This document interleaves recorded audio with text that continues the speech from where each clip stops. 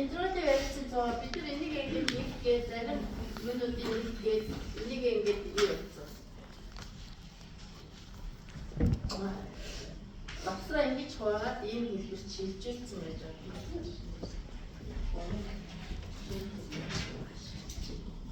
За одоо бид нар энд яг үгээр цэгийн үнэлгээ түүрийн дундаж юм уу олж тийм ээ би танаас юу хэлээд өгсөн санагдаад энэ дата анализ яаж хийх гэж түүрийн нөгөө тоо үзүүлэлтүүдийг олцсон. За тэгээд нөгөө юу дээр чинь би датан дээр бид юу хийх вэ гэхэд одоо тоо үзүүлэлтүүдээ ингээ олцоо. Тоо үзүүлэлтүүдээ олохдоо яах вэ гэхээр бид нэр юу яаж олж болно. Тэгмээ жишээлбэл одоо энэ яаж нэг түүрийн дундаж гэхээр бид нар түүрүүдээ одоо энд үүсгэн байгаа түүрийг утгаар нэмээд түүрийн хэмжээндээ хувагаад дундаж олж болно гэсэн. Ингээд дундаж олж болно. Эсвэл бид нар яг бүгдээр ямар ч хамаад хийж болохгүй тийм average гэж болчих жоо. Мэдмэд дундаж. За тэгвэл одоо бид нар disperse гэж хэлдэг. Disperse-ийг олъё гэх юм. Disperse-ийг олъё гэвэл яг бид нар энэ шууд томьёогоо оруулж чадчихсан. Тэнцүү яаж олох вэ гэхээр disperse-ийг олдог юм чинь юу аа гэдэг нь disperse гэдэг нь түүрийн disperse маань юу аа place гэдэг нэг хуваахын нийт түүрийн утга бүрээс хассан дундчуудын хамтлагуудын нийт ингэж авч байна. Эсвэл яаж авч болохгүй гэхээр бид нар яах нь нийт x хамтлагуудын нийтийг дундчаас энэс хасхан түүрийн дундчийн хамтлагуудыг тоогоож байна. Энэ хоёр зүйл. За тэгэхээр одоо би энд ингэх гээд байна. Ингээд нэмэхлээр бид нар яах вэ гэхээр энд хараад би ингэж байна.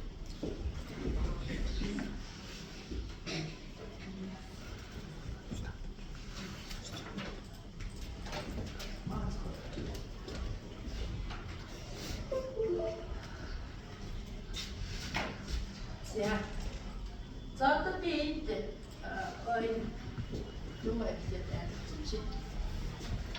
Disperse авахынхаа өмнө бид нар юу хийж болох вэ гэхээр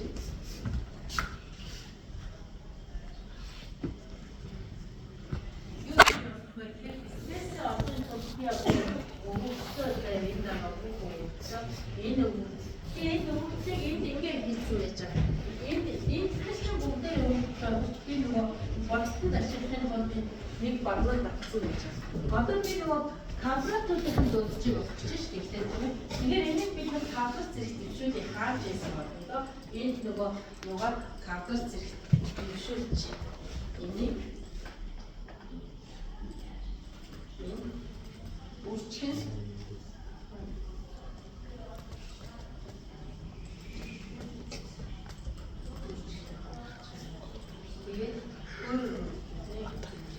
ингэж калкулятор зэрэг төвшүүлж болно. Эсвэл бид нар яаж болох вэ гэхээр энийг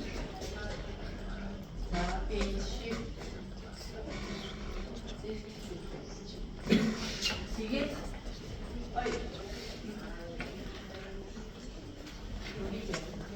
за ингээд бид нар энийг калкулятор зэрэг төвшүүлээ. Энийг би доош татаад юу хийх вэ гэхээр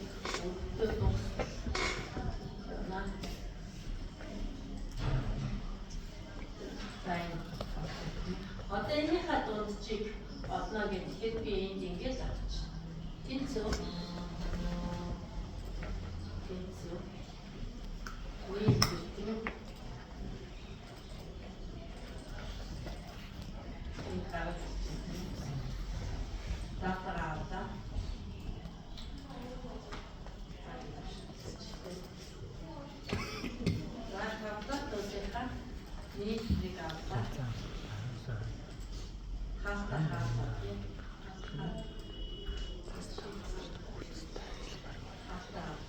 Хуваах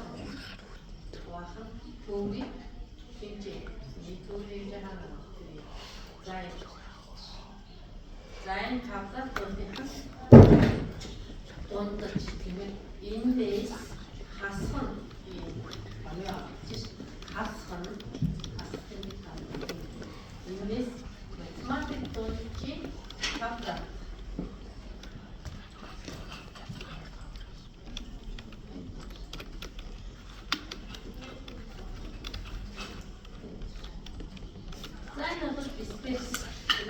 Зайн гэж бодсон. Эсвэл бид нар команд ашиглаад юу яаж бодох вэ гэхээр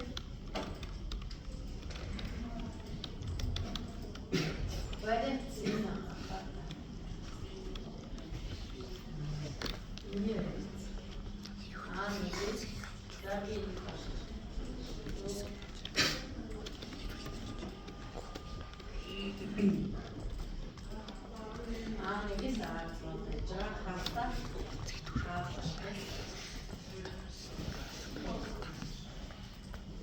За энэ яг ийм зүрх хичээнүүд юу гарч байгаа вэ гэхээр энэ засварсан дисперс.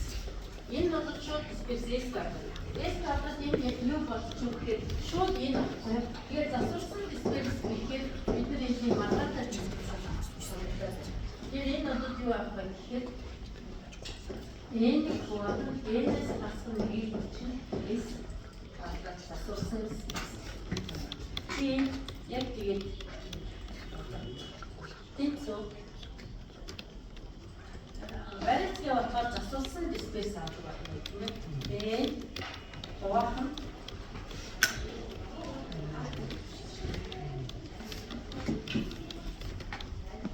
энэс асхан нэг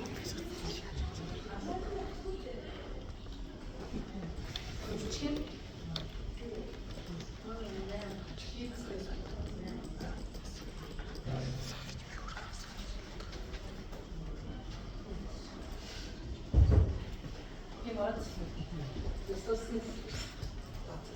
Тэгэхээр яг үгээр нөгөө дисперс чинь бодвол төвийн дисперс чинь бодвол дисперсийн хазаалттай хазаалттай.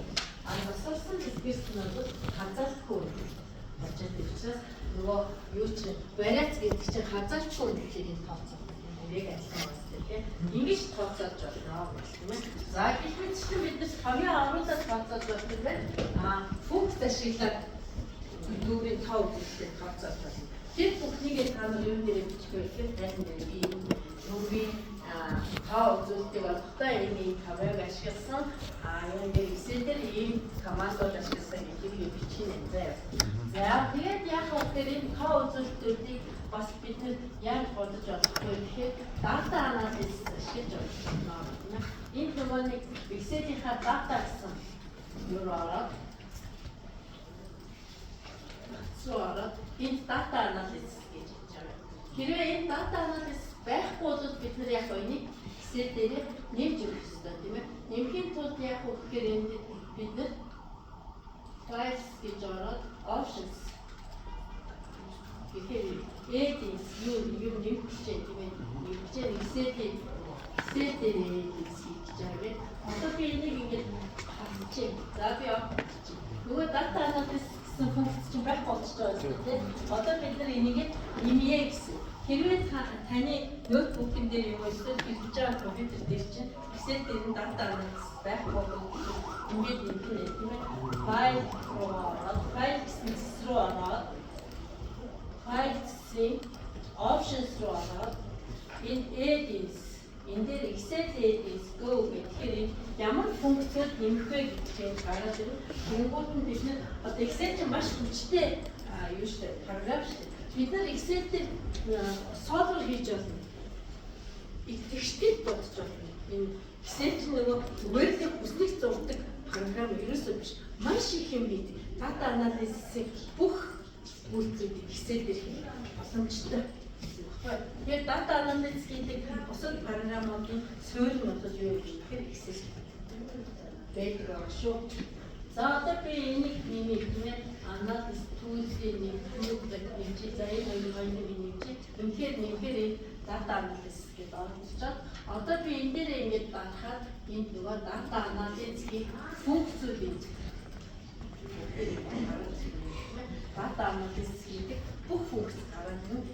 Excel-ийн нөгөө статистикийн бүхэл анализ хийх боломжтой байсан тийм ээ. За single factor гэхээр single factor юм аа. Нэг хүчин зүйлийг специфик шийдлийг хийж байгаа байна. Two factor application гэх нөгөө юуны чинь юу гэж байгаа. Буцаалттай төврийн хувьд тийм ээ. Буцаалттай төврийн хувьд хоёр хүчин зүйлийг специфик шийдлээ юм байна. Энэ буцаалтгүй төврийн хоёр хүчин зүйлийг специфик шинжилгээ корреляцийг тооцоолно, ковариацийг тооцоолно. Энэ юу вэ гэхээр нөгөө юу гэдэг тоо үзүүлэлтийг чинь тооцоолно. Тоо үзүүлэлтийг тооцоолно. Тэгээ энэ юу вэ гэхээр экспоненциал төгөлт гэж ярьдаг тийм ээ. Экспоненциал эргэлтийг тооцоолж байгаа гэдэг. Энэ бүх энэ нөгөө хистограмм гэж байгаа тийм ээ. Энэ бүхнийг хийх боломжтой гэж хэлээ. За одоо бид нар яаж ч аваа гэхээр тоо үзүүлэлтийг олох байгаа гэдэг. Тоо үзүүлэлтийг олоход дарахаар энд юу авах хэрэгтэй вэ гэхээр юугаа оруулах юм байна. Өвчөө төврөө бидний төврөө хаана аваа гэхээр энд тааш. За би энд ингээ аваач. Энд дээр яаж би ихний баг бүгдийг бичсэн. Ингээд энийг би ингээ дөрвөн багнууд энийг өвчөө ингэж авч байлаа гэдэг бичсэн. Тооцоо хийхэд бол нэг багнаараа хийх илүү хэлбэр гэх юм уу тийм ээ. Томьёо оруулаад арай хэлбэр байгуулсан. Энэ баг энэ нөгөө дандаа энэ хараа энэ колон гэж байгаа. Энэ багнаар аваач. Тэр одоо би энд яах нь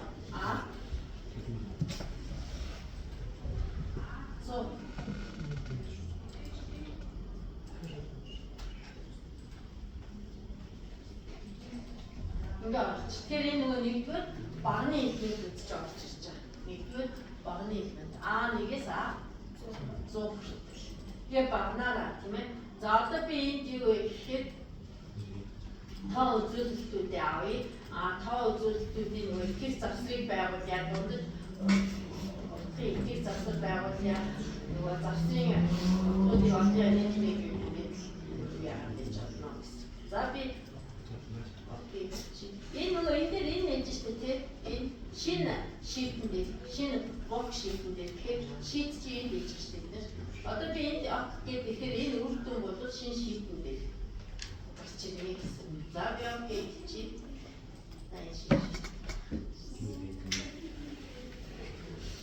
за дундаж тийм багт бид нар түрүүн бодоод ийм гаргасан штэ. Барайц ийм гаргасан штэ. Тий.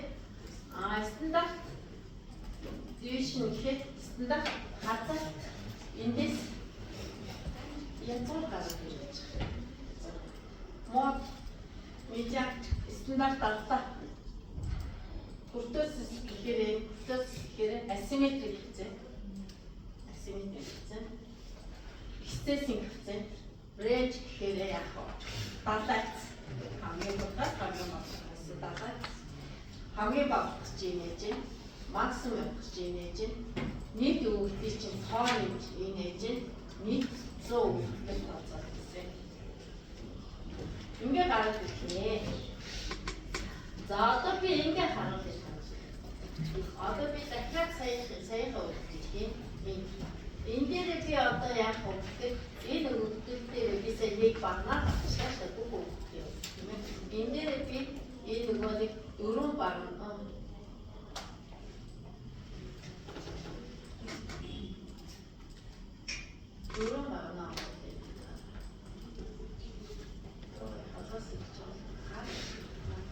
за ингээд би ингээд авчих юм аа жишээ нь энийг ингээд авчих би энэ эхний 24 мөрийг авчихсан шүү дээ тийм ээ 4 баг. Ингээд авах юм бол энэ юу вэ гэхээр багын бүрийн хувь сая тооцоо. Багын нэгдүгээр баг, хоёрдугаар баг. За би энд одоо ингээд за нэгдүгээр багны үдаад тест. Нөгөө дундаж стандарт хадгалсан сая тоо үзүүлдэг. Хоёрдугаар багны хувьд үзүүлдэг. Гуравдугаар багны хувьд, нэгдүгээр багны хувьд. Бид нар олон өвөлтөд өгсөн байх юм бол багны бүрийн хувьд ингэж бодож байна. Эсвэл мөр бүрийн хувьд бодож байна. Ингэж юу ашиглаж болно гэж хэлж байна. За ингэж тооцоо. За одоо бид нар ингээд интервалын вариацийн цувраагаа байгуулаад интервалын вариацийн цувраа маань энэ эхлэлийн цэгийг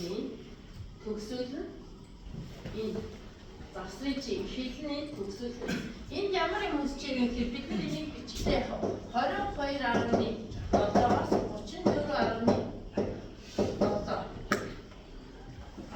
Бид энд ингэж хийж байна. Энд нь юу? 34.7-аас 40.7. Ингэж явж байгаа шүү дээ. Энэ маань завсар. Бид нар дэвтэртэй бодохдоо завсар гэж бидээс энд нь завсрын дундаж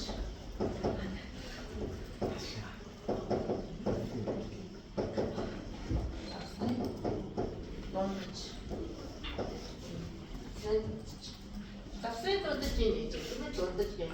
Дараа давтамж. Ингээд давтамжийн бид нар юу үсгэж вэ гэхээр дискрет барилцсан цуу аянаас ууршиж байгаа. Давтамжийн дискрет барилцсан. Энд бас харьцангуй давтамж болоод байгаа. Харьцангуй давтамжийн тэгтээ хүснэлтийг олчиж энэ бол юу вэ гэхээр хоригдлогдсон давтамж явж байгаа юм шүү. Хоригдлогдсон давтамжийг тууд явж байгаа.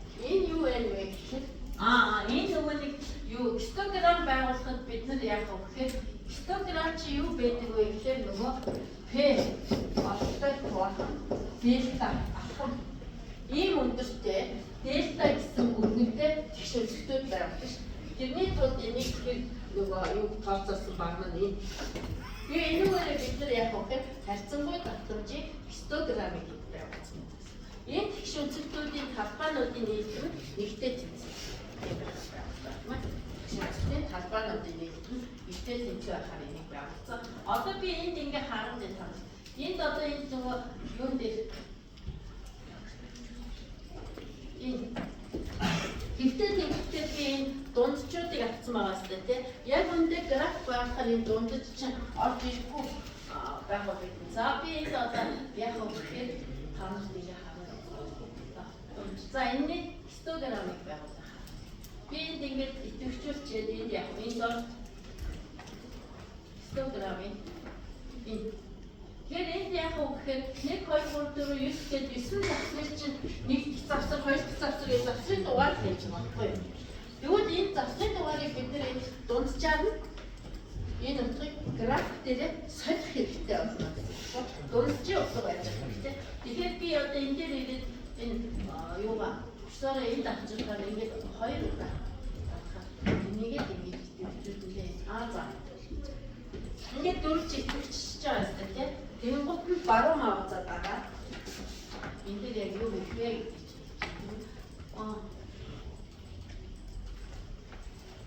За, баруун хавцаа. Select data. Тэгэхээр бид нар энийг засах гэж байгаа тийм. Энд бид нар юу авах гэж байгаа вэ гэхээр засрыг дунджаа авах гэж байгаа гэж байна. Окей, би яг сайн тийм ээ. За мэдээж яг энэ графикийн арчим харьцангуй давтамжийн гистограмм бичнэ тийм ээ. Харьцангуй давтамжийн гистограмм бичнэ. За яг ийм үгтэй хийхнэ. Тэгээ энэ дээр аль хоёр баг нь ашиглагдсан бэ гэдэг энэ график дээр авчихад хэвтээ тэнхлэгдээд бид нар яг дунджаа тэнхэлсэн байна. Босоод тэнхлэг нь бол харьцангуй давтамжийн чинь нөгөө гистограммын утгууд нь явж байна гэдэг. Ингээд аль хоёр баг нь ашигласан Excel дээр чинь харагдана. Ингэж тооцоо. За одоо нөгөө нэг юун дээр чинь ингээд бид нар тоо үзүүлэлтээ одоо томьёогийн оруулаад тооцоолоход ийм байна. Data analysis хэрэглэхээр ийм байна. Ингээд харьцуудаар тайлбар дээрээ тайлбар бичгэнэ тийм ээ. За тэгээд нөгөө нэг юу data analysis хэрэглэхгүйгээр юу яаж болох вэ шүү дээ. За одоо би энд хараад ингээд үзье хэлүүлээ заяа. Тэнцүү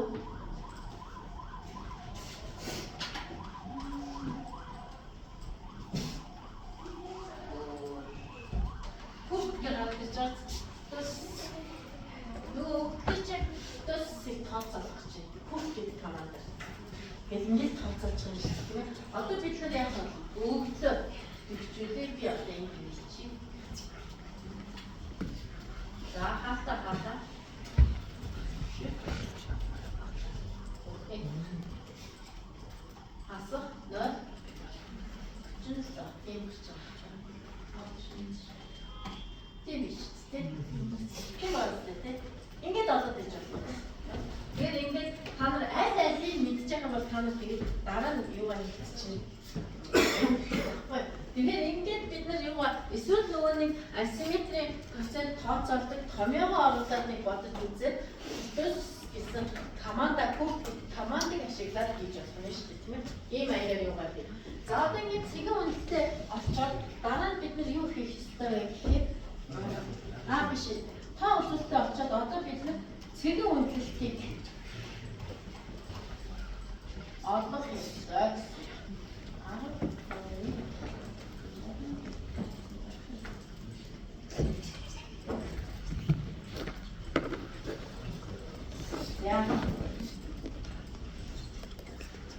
За энэ жишээдэд одоо энэ бид нөгөө нэг юугаа олчихлаа шүү дээ. Спейс олсон нь стандарт хазарт нэг байгаа бай. Тэгэхээр одоо энэ зүгээр ингэ чинь язгуур гаргая гэж байна. Язгуур гаргана. Энэ ч одоо дэвтэрүүтэй square root гэхээр квадрат язгуур гаргана гэсэн. Тэгээ аль ханаас гаргуулдаг байгаа вэ гэхээр энэ хаалтаа хана. За стандарт хазарт нь 10.85. За тэгэхээр одоо бид нар цэгийн үнэлэлтэй математик дунджаа заяа. 49.5 чим уу 6 ч гэж байна тийм ээ. Би юу сигма стандарт хазартны цэгийн үнэлэлтний 6-аас сигма 6-аагаа яах вэ гэхээр 10.8 ч гэдэм үү 10.85 ч гэдэм үү тийм ээ. Ийм байх хэмжээ таталтай гэж үзье. Сигма гэсэн хэмжээ таталтай цэгийн үнэлтүүд нь ийм байна гэж үзье. Үнэлтүүд нь ийм байна гэж хэмжээлээ гэдэг 3 гэдэг юу яцсан ингэж байж байгаа. Тэгэнгүүт одоо бид энэ бүтээгдэхүүн дээр юу болох юм бэ гэхээр хэмжээ таталтын нэгтгэн функцийн дундаж цэг дээр хүчийг тооцоо. Хэмжээ таталтын нэгтгэн функц чинь ямар функц байгаа вэ гэхээр энэ функц гэж байна. Хэмжээ таталтын нэгтгэн нэгээр хуваалцах 2 сигма хүчин язгуурын дор 2 биегийн хасах x-с a-гийн квадрат хуваалцах 2 сигма квадрат. Энэ функцийн юуны цэг дээр нөгөө завсрын дундад цэг дээр хутгаар бид болно гэсэн. За тэгэхээр би одоо нөгөө төврийн утгаараа энийг бодох ч учраас энд ингэж байгаа гэсэн. Одоо би энэ дээр бодож байгаа гэсэн. Тийм ээ. Одоо би энэ нэгтгэн функц болно. За та нар энд монголоор чинь би энд ингэж нэгтгэн функцийн дундад цэг дээр хутгаа. Нэгтгэн функцийн дундад цэг дээр.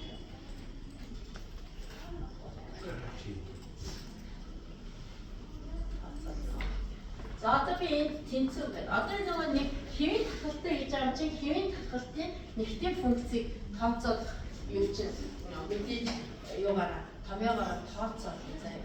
За одоо энэ тэнцүү гэдэг чинь хэмжээ таталтын юу гэдэг?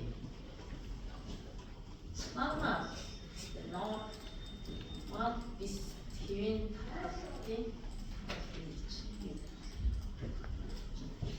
за хэмжээ таталтын аль цэг дээр бодох болгож байгаа гэхээр x гэдэг нь утгыг болгож байгаа цэг чинь дундад цэг дээр бодох болно. Таслал тавиад энэ чиний юу хийх вэ гэж чинь хараад таслал тавиад цэг тавиад бодоход энэ хэр дундаж утгаар бид нар энэ дагцсан байж байгаа. Тэгээд таслал тавих юм байна. Стандарт хазар гэдэг энэ дагцсан байж байгаа. Таслал тавиад энэ хараа ингэхээр энэ гараад ирж байна. Коммутатэй distribution function гэдэг тархалтын функц өрнөлдсөн нөгөө тархалтын функц өгөх болно. Энэ болохоор probability mass function гэхэд тархалтын нэгтгэн функц. Тэгэхээр одоо бид нэгтгэн функцийн утга болгож байгаа чинь энийг авах нь шүү дээ. Тэгэхээр энэ нэгтгэн функцийн утгыг болгоо гэж байгаа. False гэж гаргах нэ тийм. Одоо хаалтаа харж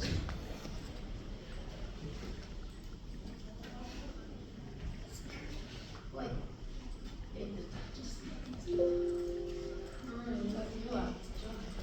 아, 대하로도 이거예요. 아, 써주시대.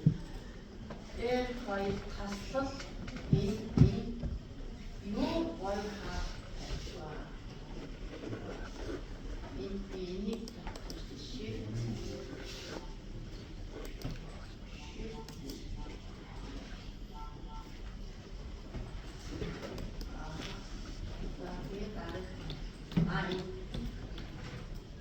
자, 가네.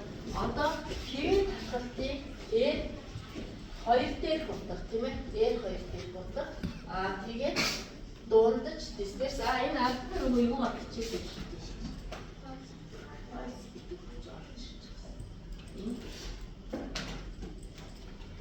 байна. За би бичиж үзье та.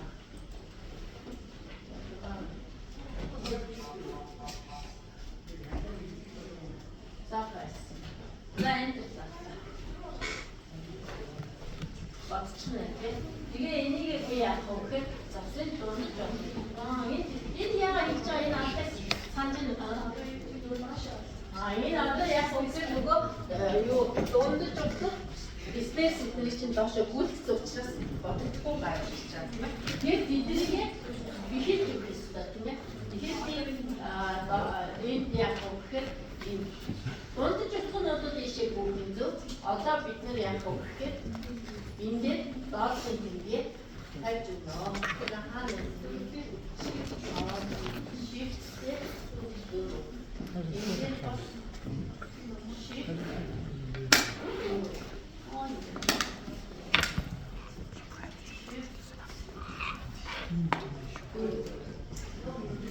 энийг бас хийж өгсөн. Ой, стандарт хазаалтаа хийж өгсөн. Shift дөрөв 물에 녹아내온 그거에 봐.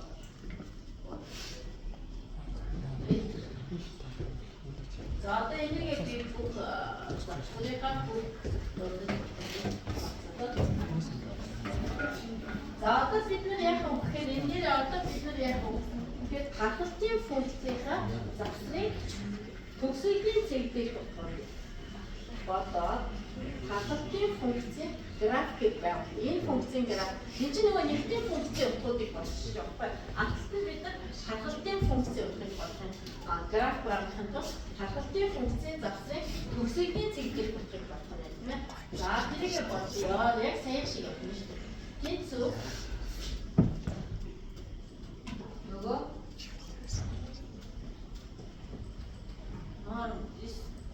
завсрыг төгсөлийн цэгтэр болно гэсэн. Төгсөлийн цэгтэр авчлаа таслаа тайлаа дундаж өөрийн дунджаа авч үзлээ. Таслаа тайлаа стандарт хазаалтаа авлаа таслаа тайлаа хаталтын функц ухаа бодлоо хатаа. За одоо би нэг бид нар юугаа мэдсэн учраас энд яг бихэлж өгөх ёстой. Shift доллар.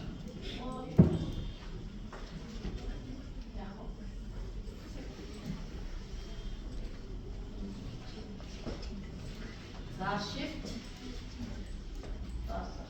Энэ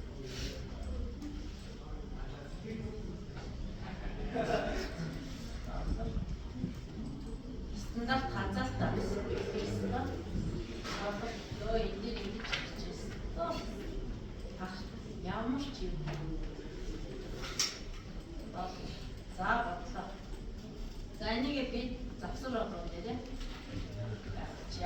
Хамгийн сүүлд нэг хамгийн ойрхон гэж хэлсэн. Энэ бол заавал гэхдээ тэнцүү биш нэг ойрхон ханцсан байхгүй. Яагаад гэвэл энэ чинь нөгөө яг тооч шүү дээ. Тэгээд бидний баслаас хойш маш олон орны нарийнчтай. За одоо энэ хоёрын график байгуулна гэхэд энийг илэрхийлж аваад энэ график дээр очиж энийг байгуулчих. За энэ нэгтэй функцийн график. Тэгээд энийг нөгөө дундаж утгаараа солиод энэ нэрээ солиод бичих юм тийм ээ. За хаталтын функцийнхаа утгыг бичиж бид нар одоо ингэ хараа эндээс би ингээд авчихсан юм.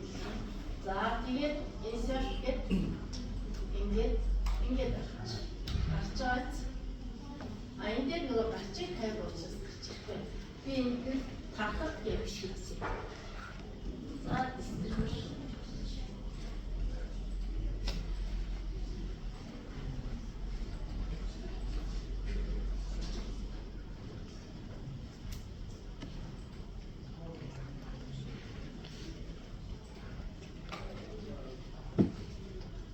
энэ гарч ирж байгаа тийм. Гарчигтайгаа графика байгуулж байна. Гарчигтайгаа байгуулахгүй бол өөрөөсөө гараараа ингэж бичиж өгөх юм байна. За ингээд бид нар нэгтэй функцийн график, хахалтын функцийн график байгуулж байна гэж хэлж болох юм. Нэгний график байгуулж байна. Энэ дээр бид нар яг энэ нэгтэй функц гэдэг одоо юугаа идэвхжүүлэх бол нэгдүгээр мөрөө идэвхжүүлэх бол одоо ингээ гараад ирэхэд өөртөө бичнэ шүү дээ. За тэгээд графикийн хэлбэрийг бид эндээс янз бүрээр инхээр бол нөгөө нэг дундад цэг дээр утгууд чинь аль цэг дээр багсан утгууд чинь ингээд ингэдэг юм байна. Инхээр графикийн ийм хэлбэрээр багсан байна. Ийм болсон байна гэдэг. График янз бүрээр харуулдаг гэж байна. За ингээд бид нар яг нэг гэхээр урд нь ийм юм хийгээ эдгээр график байгуулсан. Нөгөөс нь одоо нөгөө нэг юу дөрөв бид нар хахалтын тухай таамаглаад түрүү тавгаат нь одоо хэвийн хахалтын математик дуудчин завсран үнэлэлтийг байгуулсан байна гэж хэлж байна. Яг өнөөдөр орсон томьёогоор яриад байгуулж байна. За ингээд